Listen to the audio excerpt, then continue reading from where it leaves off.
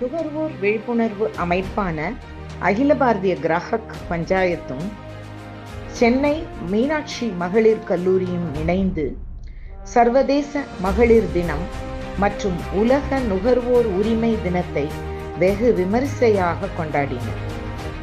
March 11ஆம் தேதி புதன்கிழமை அன்று பிற்பகல் 2 மணி முதல் 4 மணி வரை சென்னை கோடம்பாக்கத்தில் உள்ள மீனாட்சி கலை மற்றும் அறிவியல் கல்லூரியில் KRS அரங்கில் நடைபெற்ற இந்நிகழ்ச்சியை மீனாட்சி கல்லூரியின் செயலாளர் டாக்டர் KS லக்ஷ்மி அவர்களும் கிராஹக் பஞ்சாயத்தின் பெண் உறுப்பினர்களும் குத்துவிளக்கு ஏற்றி விழாவை துவக்கி வைத்தனர். இந்த நிகழ்ச்சியில் பல முக்கியஸ்தர்களும் பொதுமக்களும் ABGPயின் மகளிர் உறுப்பினர்களும் மீனாட்சி கல்லூரி மகளிரும் பெருந்திரளாக பங்கேற்று மகளிர் சக்தியையும் நுகர்வோர் உரிமைகளையும் கொண்டாடி விழாவை சிறப்பித்தார்கள்.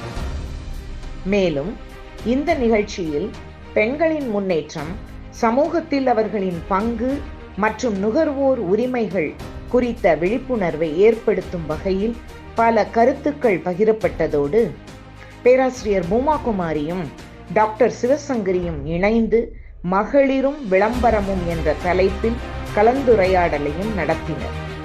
இறுதியாக வரும் சட்டமன்ற தேர்தலில் 100% ஓட்டுப்பதிவு நடைபெற நாம் அனைவரும் ஓட்டு போட வேண்டும் என்ற உறுதியையும் வெளிப்படுத்தினர். இந்நிகழ்ச்சிக்கு அகில பாரதிய கிராஹக் பஞ்சாயத்தின் திருமதி ஷர்மிளா ராஜன் தலைமை வகித்தார்.